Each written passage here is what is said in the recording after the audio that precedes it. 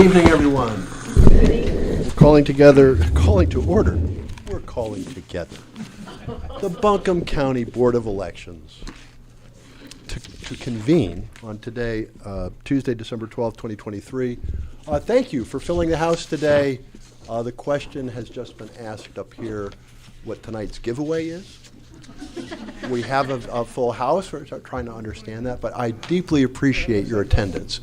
Having people here in person is marvelous, but we also appreciate those who tune in online. Mr. Whitney, we have 2 virtual participants. Thank you. We stream all of our meetings. If you can't be in here in person, we hope that you will tune in online. All right, we've got a fairly lengthy agenda tonight, so let's get cracking. First up is a review of the minutes of the meetings of November 6th and November 7th and November 16th. One thing that I did neglect to remind everyone of, and I'm simply reminded by Mr. Choi walking into the room, and it's wonderful to see you, sir. It's been a long time. We do ask guests sign our guest book at some time before they leave. It's right over here on the podium. It is the official record of attendance, and we would appreciate all of those who are here in person to sign the book before they leave. Anyway, without any further ado, I would like to first review the minutes from Thursday, November 16th, 2023. Colleagues, everyone have a chance to go over those? Yes. Good, thank you. I would like to thank Ms. Moore for her distribution of the minutes and responding to comments from the board. It makes this part of the meeting go a lot more quickly. Thank you. All those in favor of approving the minutes of Thursday, November 16th, please say aye. Aye. All those opposed, nay. Motion carries 5-0. Next, we have the minutes from Friday, November 17th, 2023, which was Canvass Day. That was the day that we concluded the municipal elections. I assume everyone's had a chance to give these the once over twice. I move that we approve the minutes of Friday, November 17th, 2023. All those in favor of the motion, please say aye. Aye. Aye. All those opposed, nay. Thank you. The motion carries 5-0. Next on the agenda is office updates. Director Duncan. Thank you. You are correct. We have a lot to cover today. We'll be going over voting location changes, and I did want to pause there and mention that we have a new person, Ryan Oliver, as you met recently in that position, and we'd been looking for a replacement for 57.1 for a while. It's a fire department that's under renovation, and he was able to find one like that and secure a location for us. So I'm very proud of our new person to join our team. Thank you, Mr. Oliver. Well done. We will also be suggesting MAT appointments today. Justin will go over that. At the end of my office updates today, Karen will give an update on the poll worker survey. It's a small update there, and then also some changes that 747 brings with that. And we'll also go over the director delegations and job description. And then lastly, we'll spend some time on our first presentation of budget. So that's what we're doing today. Other updates, filing is in progress. It is going well. We've had some filers here in Buncombe County. That goes until Friday at noon. We're also getting ready to send out voter cards to the entire county. Right now, that's 206,000 cards that we are going to send out due to the redistricting. So that will happen soon. Voters will get those in January. We have to send them out in shifts because there's so many of them, but we'll start sending them out at the beginning of January, and everyone should have them by the end of January. We're also working with HR to post our new candidate coordinator position. We're hoping that position's able to be hired at the beginning of February. I think that's a pretty ambitious cycle to be able to hire in, so I'm not sure that we'll actually have them in February, but that's what we're aiming for.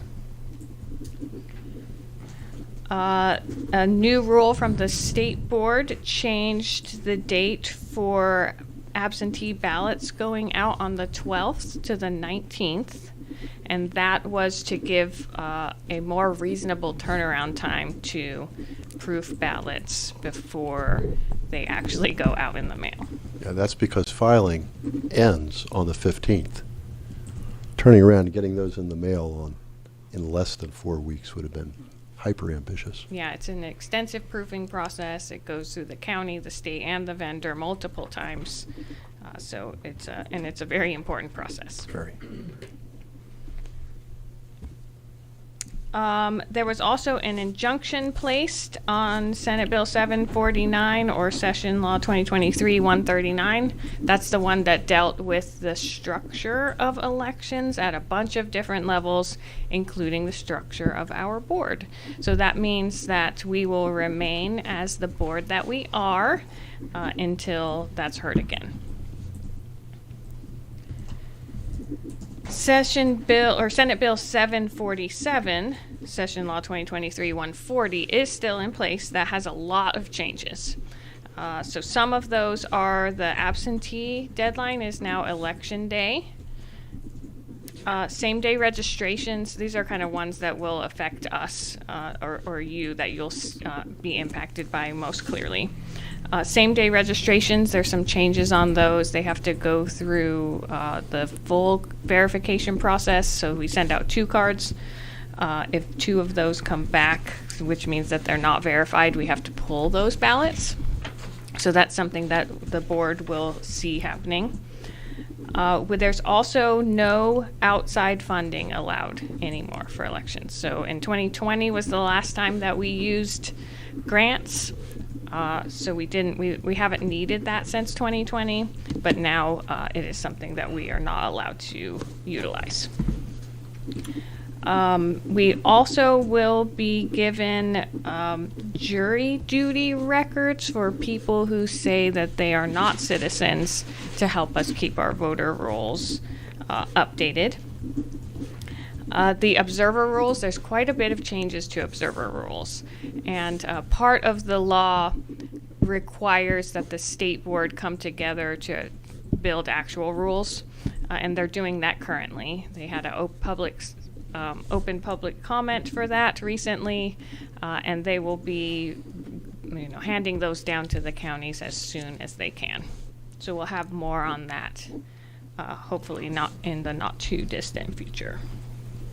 And then, so that I can turn it over to Karen, another pretty big change is that early voting workers are going to be treated more like election day workers. So in Buncombe County, we already try to keep the party balance, but now they need to go through the approval process by the board. So in addition to seeing election day, you'll see early voting, and there's some deadlines that are associated with that I'll let Karen talk about. Okay, thank you. Is this working? No? Maybe I just need to raise it. Is it working now? Is that okay? So Session Law 2023-140 provides, as Director Duncan said, that now the board will make appointments for early voting workers in the same way that you already did last August for Election Day. There is not a specific date on which you're going to make those appointments. The state board is allowing the counties to make that decision based on when you do recruiting and when we do training. So looking at our schedule, training starts the 3rd week in January. So we would like to propose that that appointment meeting be on January the 9th, Tuesday, January the 9th. And then we have to give 21 days notice of that meeting to the parties. So that would mean that we would give notice to them on December the 19th and ask them for their recommendations. Mr. Quinn, Yes, sir. Mr. Aceto. would you recommend that we consider a motion to set that calendar in effect? Is that necessary? Yeah, we do have to establish a meeting for Tuesday, January the 9th, to make sure that we handle those Hello. Hi, how are you? To make sure that we handle those appointments in time. Now, I regret to inform the board, I will be on an airplane on the way to Italy, hopefully on Tuesday the 9th. Can I come? No, thank you for the heads up. I appreciate that. I mean, I bought the tickets. Well, no, look, I mean, this board works most effectively when all five of us are here, and I hate it when any of us is not here. That being the case, I'm not expecting a whole lot of controversy surrounding this issue. Director That's Duncan, not do you want to say something something? That requires all of the boards back. That is correct. It does not. Making these appointments does not Well, then require. I will be waving at you through the window as I pass overhead. Director Duncan, did you have additional? I just wanted Observation? to remind that we have that as a tentative date on the calendar for finalizing the budget. We can also set, depending on what we get through today and how comfortable you are with things, that can be the finalizing date. Or we could do it the following day, or following week, which I think is the 16th. Right. So there's other opportunities, but we can't push it too far beyond that because we have to start into the county process at that time. Right, where Director Duncan is right now in the budget process is getting things ready for our review. And after that, she'll start reporting it up the chain, but she wants us to see it first. So, let's just see how things go on this. We're going to have a discussion on item 6 here with respect to budget. We don't have to have all five of us here to do that one either. But let's just see how things go. But thank you for the heads up, sir.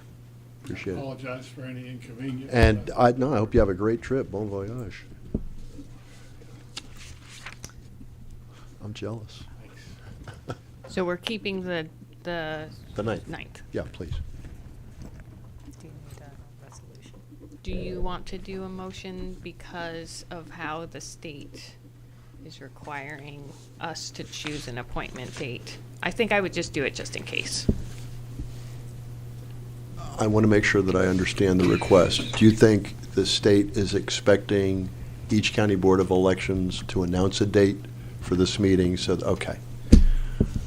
Understood. So this is for the public input part. This is community participation, which we value highly. Yeah, it's to help, when that appointment date, it's to help poll workers know, I need to go let my party know that I would like to be a poll worker and be on the appointment list. Right. But there is a requirement to do this by a certain date. We have to give 21 days notice, and Right. 21 days is coming up. Okay. If we pushed it a week, what would be the ramifications? We would be incredibly close to training. Okay. If we pushed budget a week, what would be the ramifications? Budget approval.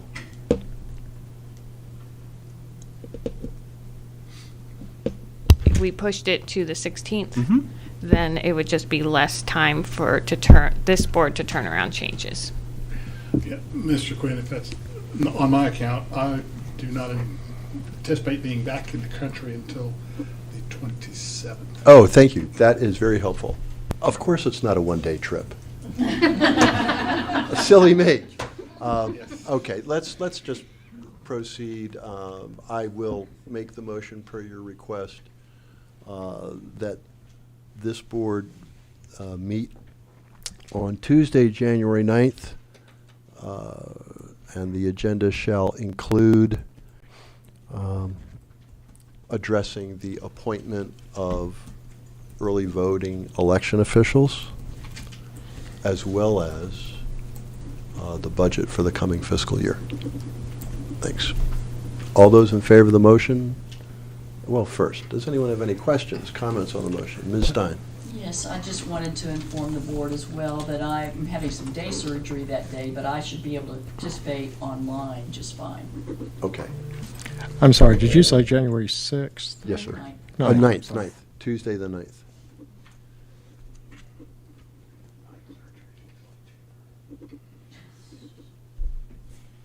All right, so motion before the board is to hold a meeting at 5:30 PM on Tuesday, January 9th, 2024. All those in favor of the motion, please say aye. Aye. Aye.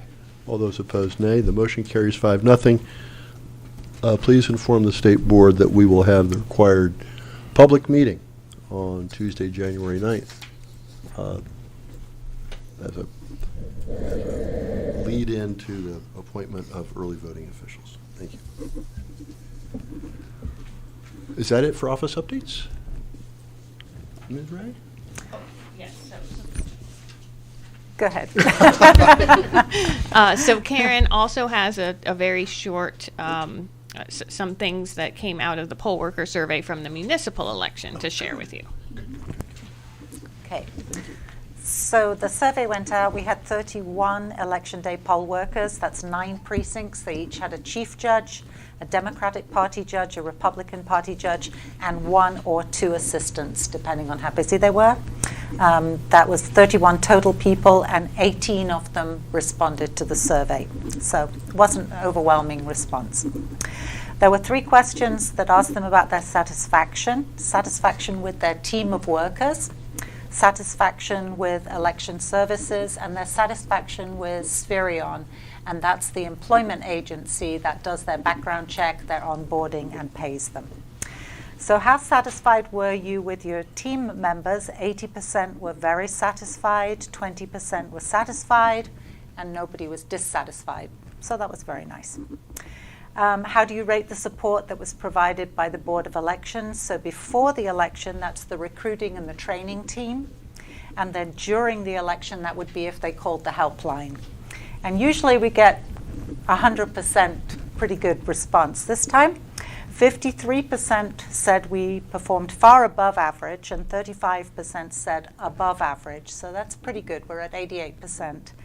And then we had one person, that's 6% of the responses, who said we were just average, and one person who said we were far below average and left no comments on that. So, how would we rate the onboarding experience with Spherion? That again is the employment agency. 25% said they exceeded expectations, and 75% said they met expectations. Nobody rated them below that. Then they were asked, based on your experience as a poll worker, how much do you agree with the following statement? I'm reassured by the checks and balances in place and feel confident of the integrity of the election process in Buncombe County. 94% strongly agree. 6%, which was one person, said neither agree nor disagree. So that was a really very strong response. And then why did you choose to serve as a poll worker? Most of the people did that because of a general civic duty. 10% were interested to learn about elections, and 10% were concerned about whether there would be enough staffing. And nobody this time said they did it for the money. And then the last question was for the chief judges only, and it asked them how easy was their drop-off when they bring back their ballots and all their supplies at the end of the election night. And we usually don't perform very well here because people end up having to stay a long time and wait for this. But since there were only 9 of them, they all got served very quickly. And so we had 57% said it was very easy, and 43% said it was easy, and nobody said that it fell below that. So we did well. The longest person had to wait 20 minutes for checking out. Most of the people were served under 15 minutes. So it was not surprising that they were pretty happy. So, and that's all I have. Thank you. Does anyone have any questions for Ms. Ray? Congratulations. Yes. Yes. Thank you. Yeah, I want to thank staff for understanding the plight of our precinct officials and taking the steps to streamline the process. It gets better every time. Granted, 9 sites makes it a little bit easier, but so does organization. Thank you. And Chairman Quinn, we did do a review of that process and changed it for this election. So we piloted in this election. So I do think that even with the increased numbers, I think we'll have an improvement in the primary. Very good. Thank you very much, Ms. Ray. Mr. Quinn, I would simply remind the staff of the rule of the Jewish Sanhedrin Court, which is of the 27 judges, if there is an unanimous verdict, it is automatically a mistrial. Automatically a mistrial. So you're glad for those 1%, that one person that did. That's right, the one person. At least somebody was paying attention. All right, that was one of the lengthiest office updates we've had in a while. Thank you, Director Duncan. Things have been busy in the office. But next up is an important item, voting location changes. Mr. Oliver. Yes, sir. I'm actually going to hand out a map of one of the proposed voting locations. And the first one, like Kareem was talking about, is 57.1. And it's for our Skyland Fire Department. And they're undergoing some renovations in the fire department, so we needed to find a place to move that location to for 2024. We did find a place with plenty of parking, and it's large enough to handle us, but it is over in another precinct, but it's very close to the Skyland Fire Department. It's about 3 miles away, and it's actually on the same road as the Skyland Fire Department.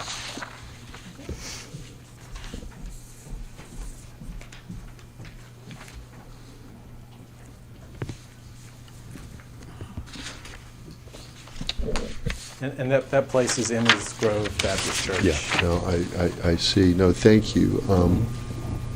I have to confess, I have no familiarity with precincts 57-1 or 38-3 when it comes to their voting locations. Colleagues, does anyone have any questions for Mr. Oliver about the proposal? How were we with 57-1 up to this point? Did they like having us there at the fire station? I wouldn't expect you to know the answer so much. Don't know? Indifferent? It's a convenient location in that area. The firehouse is? Yeah. Okay, so are we looking at this as a temporary, like for 2024? So we would check back in. Yeah, it's definitely for all of 2024, and then we would check back in during 25 for the 2026 elections because they don't participate in the municipals. Okay, so is the proposal before the board to make this a temporary or permanent change? Because after hearing Ms. Brain's comment, I'm thinking temporary makes. Well, the fire department is right on Hendersonville Road. It's in that particular area, it's very well visible. It's used for other I community. think we're getting those. Yeah. This is a substation. Yeah, this is. Okay. It's substation number Yeah, 3. It's right off of it's this guy Concord Road. here, and it's on Concord, Yeah. Concord, and that winds around and then comes Okay. up here to Emma's Grove Road. Okay, that's a different style. Yeah, the only thing about the Emma's Grove Road is it's out of precinct. Yeah. So the law has a preference for in precinct locations. And so I'm guessing we want to look at this as a temporary move for 2024 while the firehouse is being renovated. And now, what does our resolution say in that respect? Mr. Chair, can I have a sense of how large this distance is? I don't see any scale. Do you have Yeah. a sense of how many miles it is from one place? It's 3 miles. 3? Yeah. Thank you. Yeah, I'm just curious, are these heavily used? A lot of voters come to these precincts, or? Yes, they are. But this new location, it's actually has more parking than the Skyland Fire Department does. So it looks like it'll be maybe That's even good. an easier place for the voters to get in and out.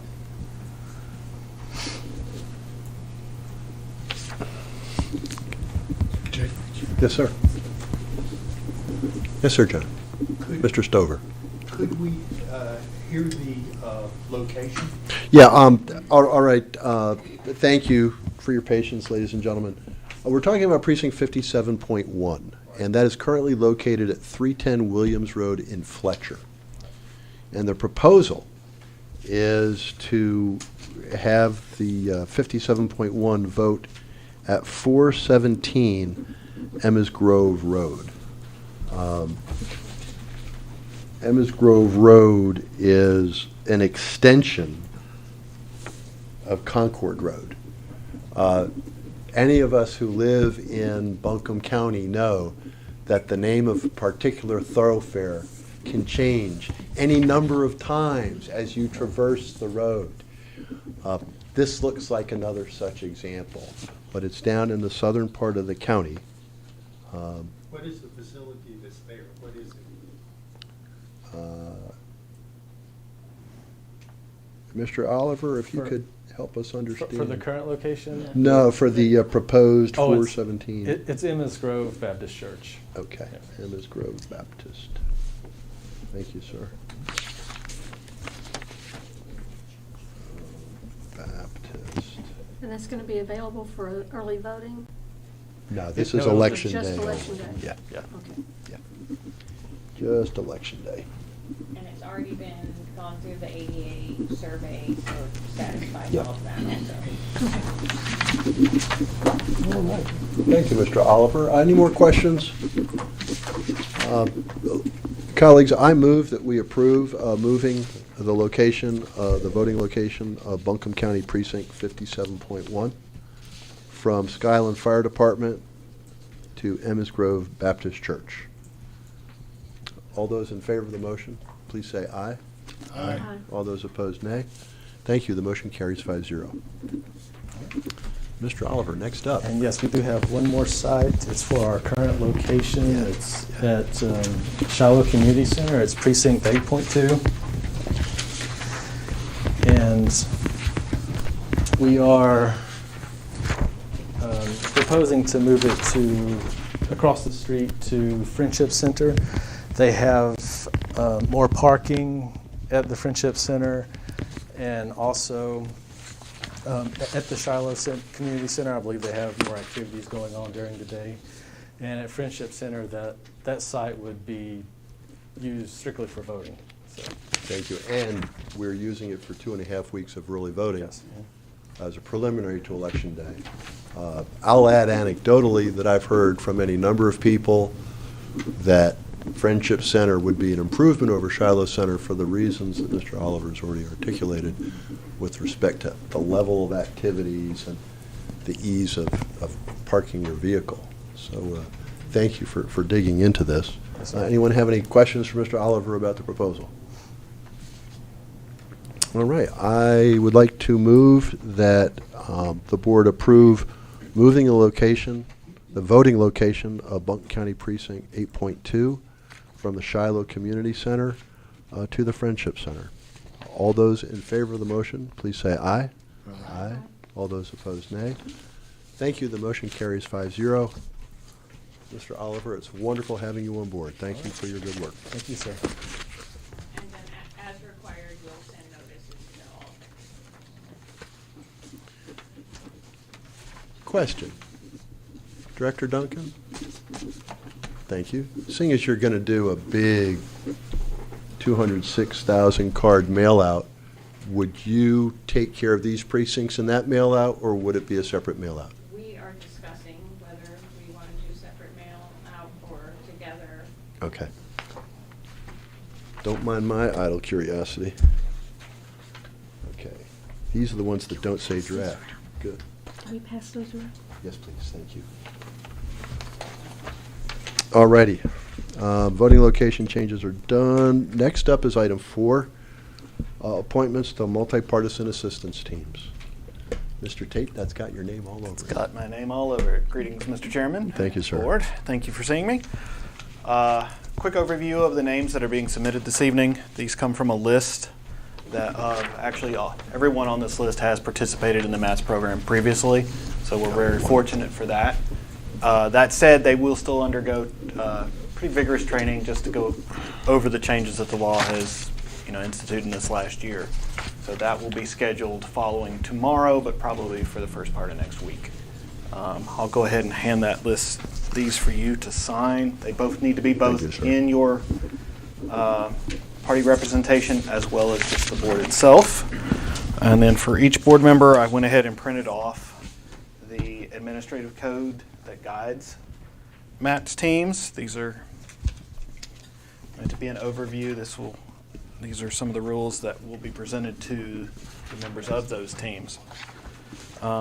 Though we are looking pretty good as far as our numbers, this is to the audience as well. If you or anyone you know would like to participate, a little background, if you don't know what MATS is, it's the Multi-Partisan Assistance Team. What we do is we go into assisted living facilities and help people basically do the paperwork for their ballot. In rare instances in which the voter needs our assistance, then both a Democrat and a Republican will work hand in hand and help that voter fill out their ballot and then submit it. So we're very fortunate to do that. That helps early voting sites. That way we can go to them instead of them having to come to us. And then that way it just gives everybody a chance to participate in the electoral process. We're very fortunate that the state grants us this ability to do that.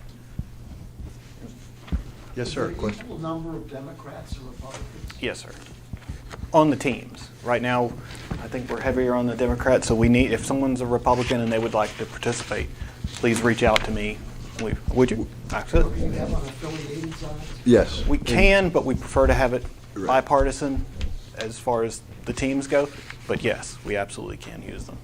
Yeah, we also use unaffiliated registrants as election officials. The parties have a preference in that appointment process, thank you, just as they do with multi-partisan assistance teams. But we value everyone's interest in the operation, and where we can place unaffiliateds, we do. Thank you very much. One more question. One more question, then we're going to proceed. Are Libertarians and Green Party considered recognized parties, but unaffiliated are not? Is that correct? Unaffiliated, by definition, is not a party. The recognized parties are Republican, Democrat, Libertarian, Green, no labels, and is the Constitution still recognized? It was for a little while. I don't think it is anymore. So those are the ones that are recognized. The law gives a very strong preference to the two parties that garner the most votes in the gubernatorial election. And so, it's the Republican Party and the Democratic Party that sit at this panel. And perhaps someday down the road, if the law doesn't change, and one of these other parties gains in strength, we could have a different configuration. But, that's the way the rules work right now. Thank you. Mr. Tate. We'll just wrap that up. But yes, again, spread the word. If people would like to participate, this is a great way to help. And it's also helpful to the community. Like I said, this, for a lot of instances, these are folks' this is their ability to contribute back to their community, and it really seems to go over really well, that folks seem to like to have this access. Is joining that team an ongoing process so people can? It can, yes. Like I said, we'll start training next week, but if someone's interested in participating, because not only can we can add them for the primary, we're looking for people for the general as well. Mr. Chair. Right, this roster, I don't have one here, will be a living document. We will add names to it. When people leave the area, we will delete names from it. But anyone who is interested is encouraged to contact the office, express their interest, learn more about the program, and you get paid to do this. Mm-hmm. Your mileage is covered. So we make it easy for people to work on, or as easy as we can, to work on multi-partisan assistance teams. Mr. Aceto. Just, if I understand correctly, just word to the wise, if we do find it necessary to appoint unaffiliated or members of parties other than the two Yeah. primary, if you will, parties, it appears that we would need a vote of all five of us. We only need the simple majority, so if one of us isn't present, we can proceed to appoint a MAT team member, if I understand right. But for some odd reason, there's a quirk here. In fact, the regulation isn't entirely clear. But the way I would read it is that if we need to, if we want to try and pull someone in from the unaffiliated side or one of the other parties, We just all have to be present to vote. Right. And all five of us have to stick our hands up. Which I wouldn't anticipate that being a problem. You just got to get us all here. And that's going to be so easy. We're going to get to know each other all very well during 2024. All right. So there is a proposal before the board. Staff has proposed that we approve the appointment of the individuals that are listed in the report that is circulating. I hope everyone's gotten a chance to see it. It's coming on down. It lists the names of all those who are being nominated for appointment. So, see, we have two unaffiliated already. Yeah. Yes, sir. And we have the opportunity to approve them unanimously as a group of five at this point.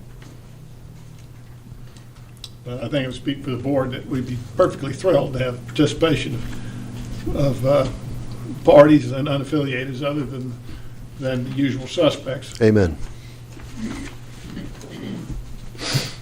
We are inclusive. We are as inclusive as we can be. Well, it's just more fun that way. Amen. Totally. And again, those members that are unaffiliated do have experience with MAT teams.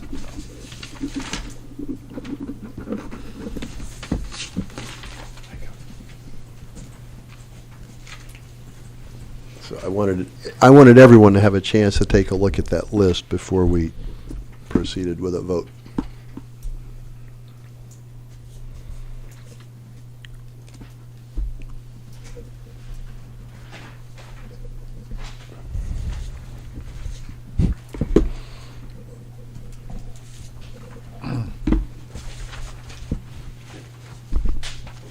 All righty, thank you. Everyone's had an opportunity to review the list and take a look at the different provisions in the administrative code that talk about MATs. All those in favor of the appointments as recommended by staff, please say aye. Aye. Aye.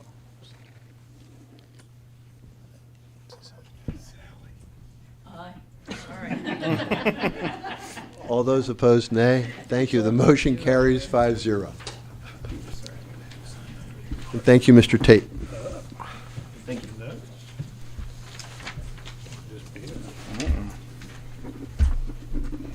I am known for my due diligence. Yes, you are.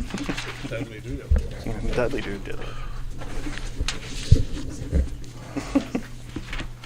All righty, so we shall now sign the paperwork, Thanks, sir. making the MAT appointments official, and then we shall move on to director delegations. I'm your party.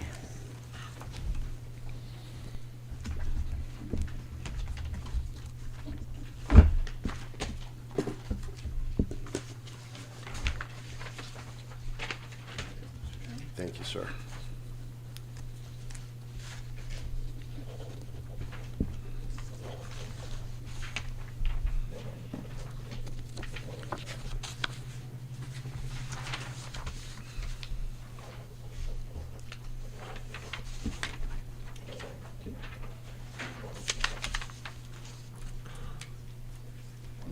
One more, all right.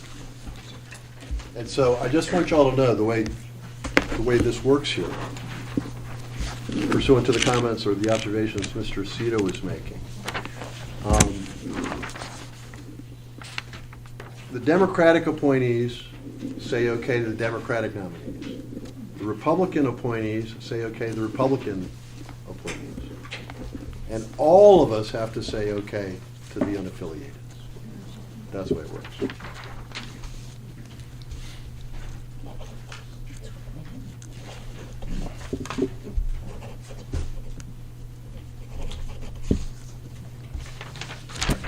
Thank you. Next up, Director Delegations. Before we proceed with this, I want to thank Mr. Aceto again for his interest, his persistence, and doing such a great job of taking this, the contents of this, and turning it into something that is helpful for our board, helpful for our director, and helpful for the county. Thank you, Steve. Super work. Really do appreciate it. So, Thank you for without your kind words. any further ado, I think we're coming down the home stretch on something that has been hanging around for a while. Colleagues, I'm guessing everyone's had an opportunity to take a look at this. I just want to open the floor right now to discussion. If anyone has any questions or observations, that would be a good way to start. But I am opening the floor to a discussion of the proposed resolution delegating authority to the director of the Buncombe County Board of Elections.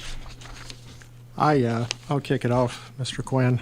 Yes, sir, Mr. Schultz. The one area, overall, it looks fine to me. The one area which I've previously made comments about is I think the board ought to retain its authority to make the final decision regarding the involuntary discharge termination, or the statute uses the term removal of any permanent full-time employees, leaving any lesser discipline for those employees to the director, and leaving the director with discretion to take any disciplinary action against part-time seasonal employees.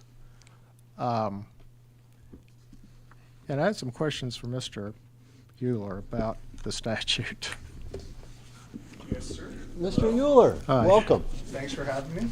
Appreciate it. Happy being here. Let the barrage begin. And he still said that he was happy to be. Oh, he's a generous soul. Kurt, I had some questions about 163-35D. Okay. The last sentence of that section says, within the limitations imposed upon the Director of Elections by the resolution of the County Board of Elections, the acts of a properly appointed Director of Elections shall be deemed to be the acts of the County Board of Elections, its officers, and members. As I understand that section, that means the board is responsible for any acts taken by the director, for any duties or responsibilities that are delegated to her under section 163-33, which talks about the powers and duties of County Board of Elections. Okay.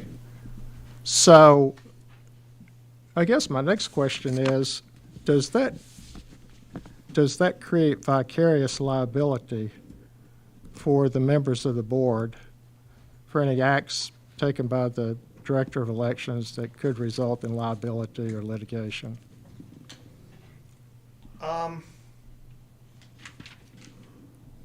That is a very tough question, because I think the first question would be is who actually would be the party responsible for paying any judgment or anything like that. That's another question that comes into that, is that supposing somebody from the Board of Elections was sued for doing some malfeasance, because the Board of Elections doesn't really have its own funding source and receives money from the county. Normally, the employees of the Board of Election, as well as the board members of the Board of Elections, are protected by the county's Defense of Employee resolution. Okay? So in that as long as you are not doing something that's, illegal, that you would be provided a defense, and to the extent that that there isn't that there's a judgment, the county would take the place of the individual. Or if the board was sued as an entity, the county would take, because you really don't act alone. as an individual member. The board acts as a whole based on a majority vote or whatever the voting requirements are. So it would be the board would be the one that would be the subject of any suit. And the director is essentially an employee of the board, or in a sense that the board has authorized the director to act on their behalf. So is there vicarious liability if you delegate authority for the director to do something, and the director, depending on what the director does, because there's different kinds of liability. If it's a state tort or it's a state law type of violation, there is respondent superior, which is basically that the employer is responsible for the actions of the employee. However, if it is a federal 1983 lawsuit, which is basically a violation of where someone is alleging that their civil rights are violated or that somebody acted in an unconstitutional manner, the individual who does the act could be liable. And if the plaintiff can show, or the person making the claim can show, that the board had a policy or practice or something, then the board may be held liable. But that's actually a fairly high bar to reach. So if you had an unconstitutional policy, the board could technically be sued for that. I may be going too deep in the woods, and if Well, I am, I apologize. But I know, the relationship between the county entity, the county government, and the Board of Elections is a rather unique and one that is not really clearly defined by the general statutes. So you talked about a resolution passed by the commission, I guess the Board of Commissioners, for employee defense of claims. And you're saying that would apply to Ms. Duncan and the board?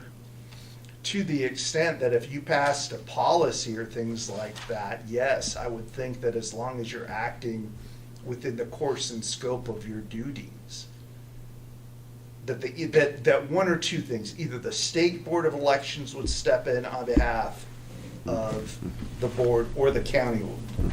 I don't think that you would be on your own, because once again, you're kind of a hybrid entity, or you have connections to the state Board of Elections as well as to the county. So if there was vicarious liability, theoretically vicarious liability of the board members for some action of the director, the county would provide a defense and indemnity for any judgment. Well, once again, when you're talking about liability for the board members, I think you need to make sure that you're clear about whether you have individual liability, which is, you personally, where your personal assets are at stake, versus liability of the board for the board taking an action where your personal assets are not at stake. What about if the board an allegation is made that the board's just not paying enough attention to what the director is doing, and there's some claim brought against the board under that theory of vicarious liability with the county? Negligent supervision? Yeah, basically. basically. Is where you're going with that? Glenn, are you getting close enough? Oh, I'm sorry. Comments or? With the county, and I know I'm kind of throwing out these hypotheticals, but No, that's fine. is that something that the county would provide a defense for, and indemnity for any judgment? To the extent that the state does not provide a defense, yes, I would think that the county would have to defend the board, or somebody would have to defend the board, yes. And I think it would be the county. If the state does not provide a defense, the county would have to step in. And I'll give you an example. The county has a Board of Adjustment. While they are not as much of a state entity, regarding that, our Board of Adjustment acts independently of the Board of Commissioners, and they may make decisions on zoning matters that they could potentially be sued. Once again, those board members who make those decisions are protected.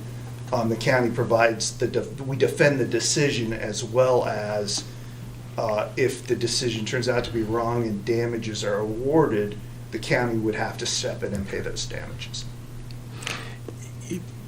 If there was a 1983 action brought against individual board members for violation of federal constitutional rights, is that a claim that the county would provide a defense on? To the extent that the person was acting in the course and scope of their duties, and to the extent that the person was not clearly violating a criminal statute, the county would more than likely provide a defense, but reserve its rights. Okay, because clearly the county is not going, if you are clearly going out and violating somebody's civil rights, the county is not going to do that. But that's not always very clear at the outset of any type of litigation. So the county, in most cases, will provide a defense under a reservation of rights, if that makes sense. Does the county have insurance on these claims? So Buncombe County is, okay, rabbit hole number 2. We're about ready to go down. But Buncombe County is self-insured. Okay, so we have a self-insured policy where we are self-insured for claims up to $500,000. For claims in excess of $500,000, Buncombe County purchases excess liability insurance. Okay, and now excess liability insurance, I believe, goes up to $7 or $8 million per incident. In addition to that defense, the county also has what's called governmental immunity. So for negligent acts committed by the county or a county employee that's pursuant to a government function, we could claim liability and not pay the claims to the extent that we haven't purchased insurance. So basically, that first $500,000, the county, if they assert governmental immunity, would be they couldn't state there couldn't be a judgment for under $500,000. It would have to exceed the $500,000. But when you're getting into a federal case, there is no immunity, and the county technically would be on the hook for any 1983 violation, regardless. I'm certainly not an expert on governmental immunity law, but I understand there's a immunity available to public officials under state law called public official immunity or something like that. Yes. Is that last sentence of 163-35D? I've read that sentence and I wondered, can that be construed as a waiver of public official immunity? That would be a question that I can't answer at this point in time, because when you have to establish that the individual in question actually is a public official, and then you have to, so I would need, I am not sure based on the case law. Sure, I understand. I do not know of any directors of elections or the board of elections, individual members of the board of elections actually getting sued and having a lawsuit where that has been interpreted. I would need to research that and come back and give you all an answer. I'm happy to do that and let you know about that to that extent. And with a 1983 claim where the plaintiff is claiming there's a violation of federal constitutional rights, as I understand it, for individual liability, there's a different type of immunity, qualified immunity. Yes, that would be qualified immunity. That would be where, in situations where the constitutional law is not clearly established, and that basically there's a gray area. And in those situations, as long as that it would be up to the court to decide whether the constitutional law was clearly established or not at the time the employee took the act. And then are there some claims, I don't know that these would ever come up, but there's some claims where state and local, well, I'm thinking of state, but local and county and city agencies or boards, well, agencies or employees would be liable because there's just no immunity available. Like a workers' comp discrimination claim.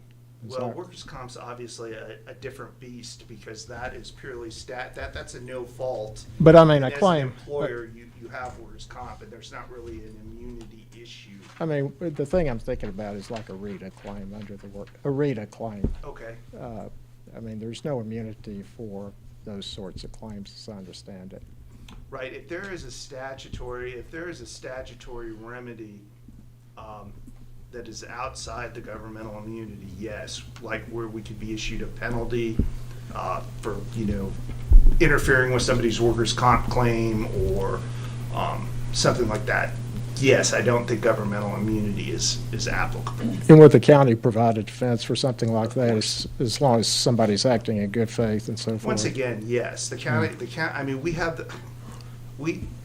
mean, I'm gonna knock on wood, we don't have a ton of lawsuits where we're constantly having to deal with these issues, but we do have them from time to time where an employee is sued. Most likely it's a law enforcement situation or something in the detention facility. That's where most of our big ticket claims come. And that's normally where we are having to make these types of interpretations. I've got one more question, then I'll stop talking.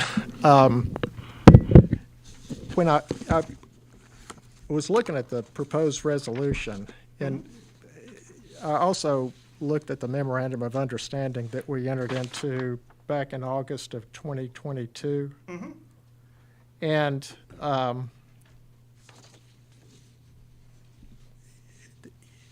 have you got that document?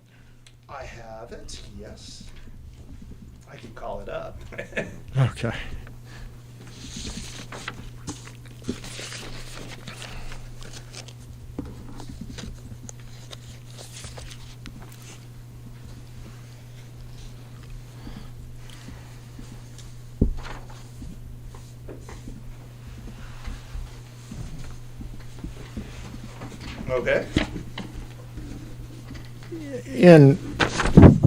I'm looking at the second half of the document, section 2 and section 5. And quite honestly, I was on the board back then, but I just don't remember exactly what the discussion was about this. But in section 2, it says the director of elections will serve as the appointing authority for all election services, disciplinary actions, and grievances, which suggests that, at least in terms of this document, the director of elections has already got the authority to take disciplinary actions and hear grievances. And then it goes on to talk about a grievance procedure, potential grievance procedure. And then section 5 says this MOU does not affect the Board of Elections' statutory authority to appoint and remove employees. I don't see that document as affecting our ability to assign or not assign to Ms. Duncan the authority to remove employees. I think what the intent of, I mean, obviously, what we are trying to do is that since you are an entity that can hire and fire employees, much like the sheriff's office and much like the Register of Deeds office, where you ultimately have that authority, what we are trying to accomplish with the MOU was that the board would basically adopt the county personnel policies as applicable to employees of election services. But there was also a thing with the board where they did not want, at the time when we were trying to execute this, you all did not also want to give up any, or not so much give up your statutory authority, but wanted that to be very clear. So how we have interpreted that is, by signing this thing, you are agreeing to follow the county policies. However, you also have the right to state, no, we don't want to follow this policy that basically is applicable to the statutory authority. So ultimately, with hiring and firing, that would be your decision should the board choose to make that decision.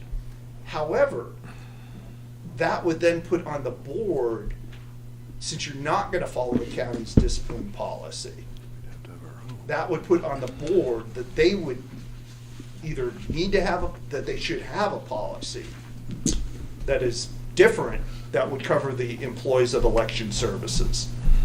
That would be different, and that would create confusion with county. And what we're trying to do is have employees treated similarly, so that, and that is something that's what we're trying to attain. And when we say that the director acts as the appointing authority, essentially you are delegating your authority to the director to sort of act like the county manager would for the county, all right? So with the county's disciplinary policy, the county manager ultimately has the final say in whether to discipline, terminate an employee. But this, I mean, you don't see this document as affecting or derogating our authority to assign or not assign Ms. Duncan the power to take disciplinary actions up to and including removal as set forth in the statute. I think that by signing that document, that technically you, now it's something that you can take back, that if you don't want to delegate that authority to her, you have the option of not delegating that authority to her. But I think based on the signing of the memo and based on adopting the county's disciplinary policy, that at this point in time, the director would be the final say in determining disciplinary actions. I just don't agree with that, I'm afraid. I just don't see that document affects our authority under 163-33-10 to decide whether or not to grant Ms. Duncan the authority to appoint and remove permanent full-time staff. And the reason I say that is that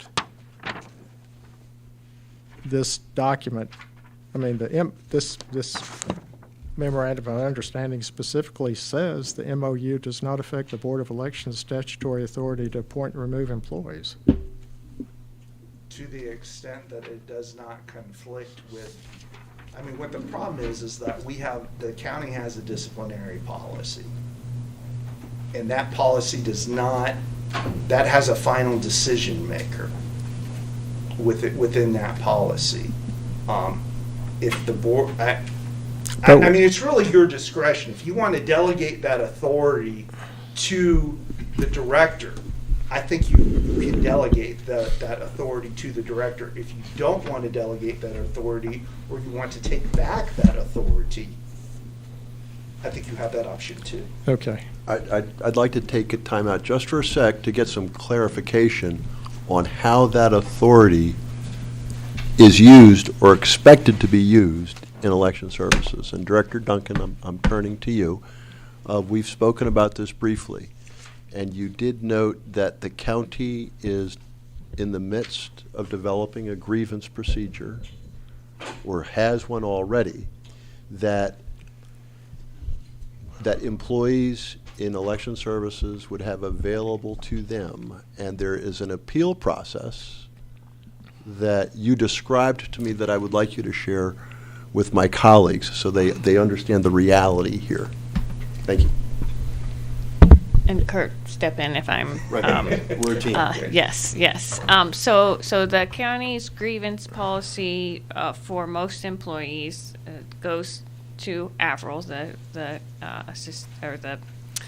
county manager, and there's someone who makes the decision, and then she hears appeals.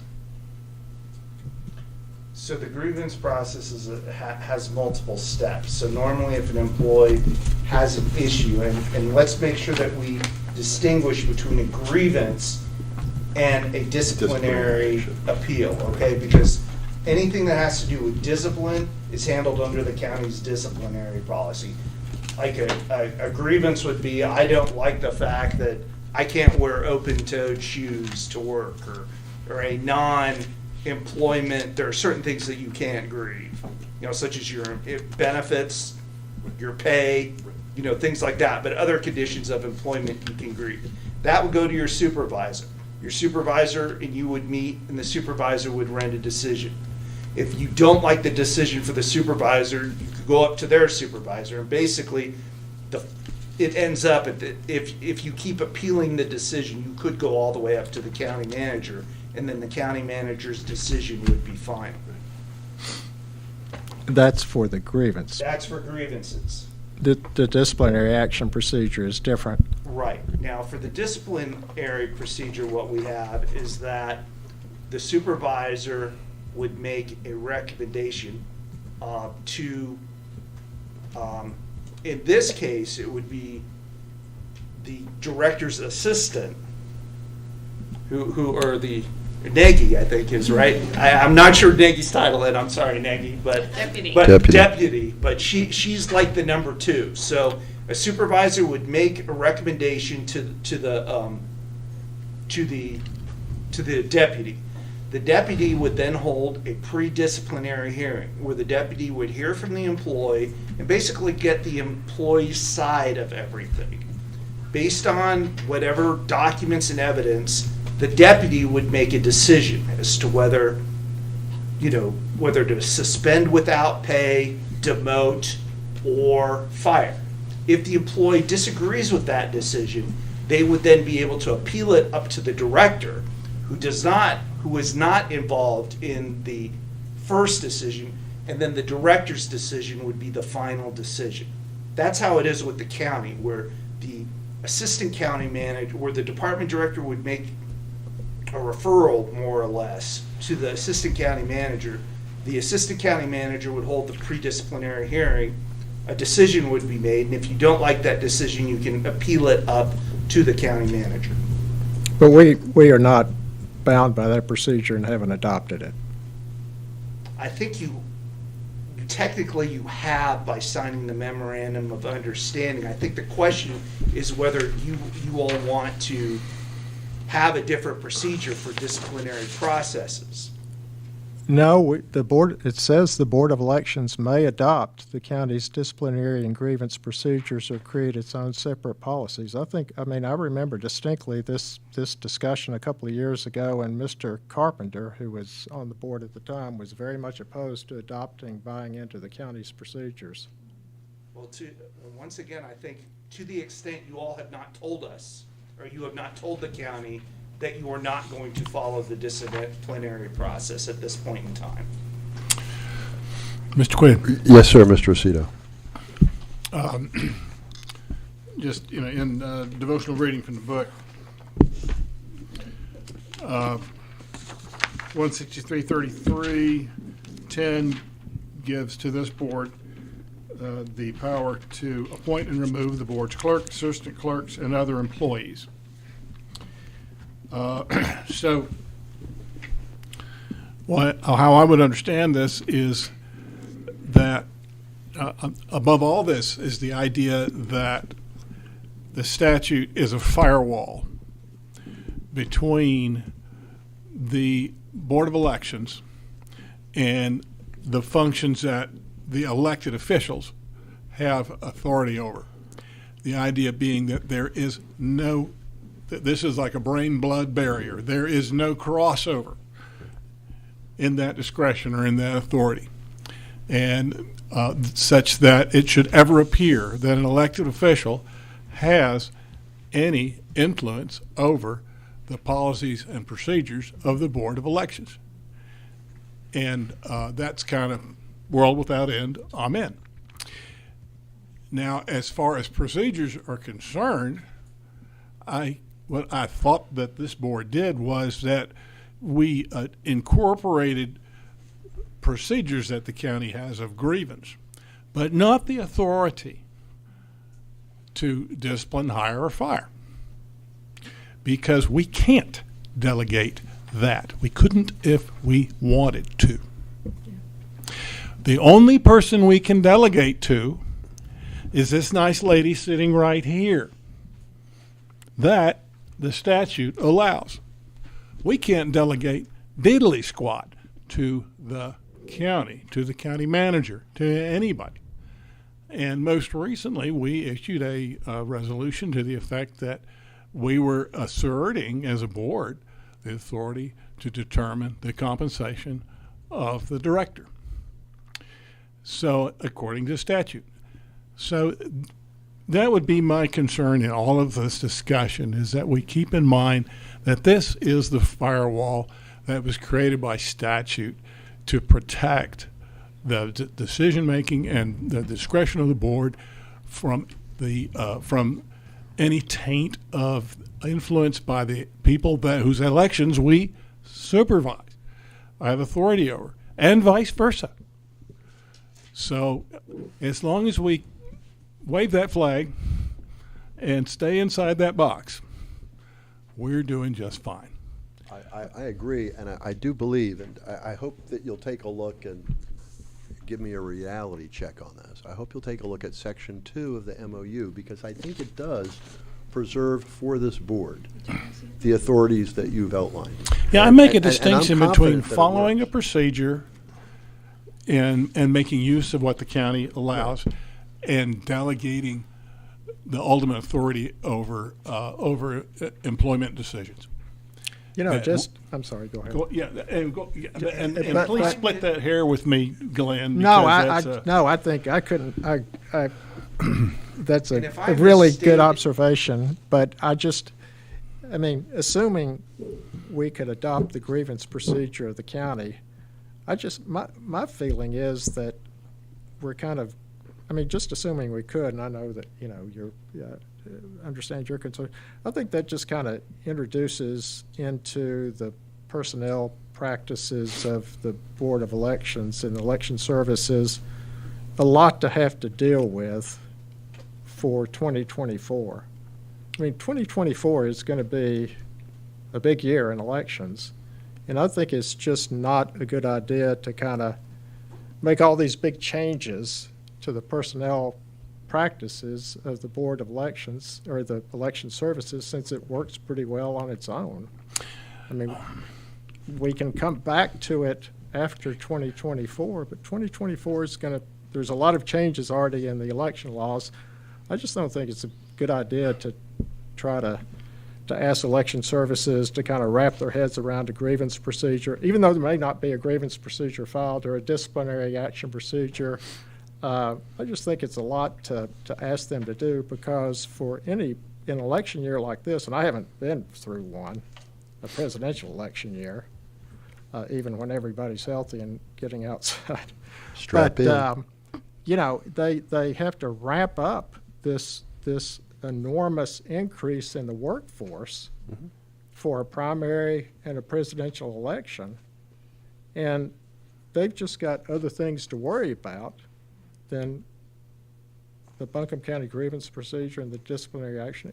Maybe in 2025 that's something to come back to, but I was just thinking 2024 that's not something that should be done right now.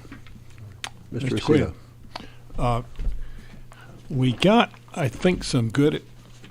lot of good advice from Mr. Euler, but one of the things that kind of jump out at me, and I hope I don't put words in Mr. Euler's mouth, but what I'm hearing is that before we say that we do not wish to adopt the county's procedure, has this board by resolution adopted a procedure that is in the same manner that we come up with this resolution. Right. I mean, we've got it down now. We know what we've delegated to our director. So, do we have a grievance procedure that, and I'm hearing, Kurt, that you're saying that if you want your own grievance procedure, well, just be that way, but what the heck is it? That's what I'm hearing. Sure. And where would we find this? And that's pretty darn good advice. So the question is, do we have such an animal? Where is it found? It's such that we can say, yes, we like this better than something the county is or is not doing. But your point about 2024 and not needing to load up the wagon is spectacularly on target. And let me just toss this back at you. Let's say the dog that chased cars caught one, and we suddenly had to find ourselves in a grievance situation. Where would we go for guidance on that? And where would Corrine go? Well, I mean, obviously, that since, election services is a county department, we would provide her as, I provide her advice should she need it. I think the main thing I want to be clear of is that, and I hope I did not make this thing, that somehow the board is delegating disciplinary and hiring and termination things to the county. You are not doing that. You have any delegation that you have done, you have given to your director. I do agree with that you keep it in-house. You are not delegating anything to the county, but what you are saying is that our director is going to follow the respective personnel policies that apply to other county employees. Now, in this situation, since she's different, let's take the disciplinary policy, since Corrine is not the county manager, we would have to obviously modify that. But it would still be Corrine being the final decision maker. I just wanted to make sure that you were not delegating anything to the county. You are merely saying that we are going to follow county policy, like we're going to give county employees the same benefits that county employees get. They get the same leave. All those things. We're not going to basically have a separate personnel policy for the employees of the Board of Elections. You're going to get the same rights.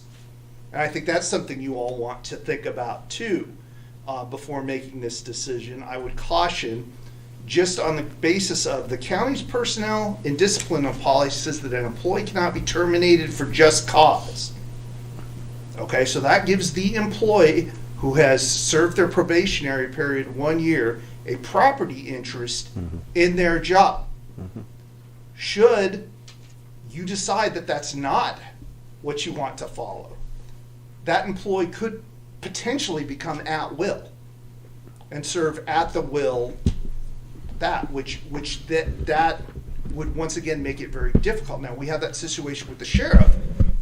Employees work at will for the sheriff, and that's very different from the rest of the county. They work at will for the Board of Elections. But by following the county's disciplinary policy, that is something that is built in there that is a protection for employees, that if taken away, that may be a concern to the employees. And the key word is protection. We want to afford protections to election services staff that are available to other Buncombe County employees. If we fail to do that, we make it harder to hire, but we also create a different class of county employee, and that is something that, as one member of this board, I am not interested in seeing happen. I think that there is tremendous value in using the infrastructure that county government gives us. And part of that infrastructure is the disciplinary procedure and the grievance procedure. I'm very leery about the wisdom of. You mean you're leery of doing that? I'm very leery of having our own separate policy. I'm very leery of developing the Board of Elections Human Resources Office. Well, I mean, but I like taking advantage of the offices and the expertise that the county already has resident. yeah, but do you want to turn over disciplinary actions against an employee to somebody outside of the Board of Elections? No. And I just, when I read Section 2 of our Memorandum of Understanding, I didn't think that we were doing that. In fact, we go to great pains to say that we are retaining our authority to appoint or terminate, et cetera. And I'm not interested in giving that up, but I am interested in having our staff understand that they aren't just Board of Elections employees, they are Buncombe County employees, and they have the same protections that all the other full-time county employees have. But wouldn't that involve adopting the county's grievance procedure and disciplinary action procedure? Well, So it's it's the mechanism. We're using the same mechanism so that if you have a grievance, you have an opportunity to state your grievance, have it heard, and then appeal that decision if it seems appropriate. And in the disciplinary sphere, you also have a process that's mapped out. And that means this board doesn't need to map one out on its own. Because if we don't use what the county has, I believe we have an obligation to our staff to outline how it works here if you work for election services. And I just don't see the wisdom in having that be different. But again, I call everybody's attention to Section 2. I think that Section 2 is pretty clear in terms of making it obvious that this board has an interest in retaining its authority and not ceding it. Mr. Quinn, I want to be sure we didn't Okay. fuzz this up, and I'll let Mr. Schultz to speak into it, and make sure that doesn't happen.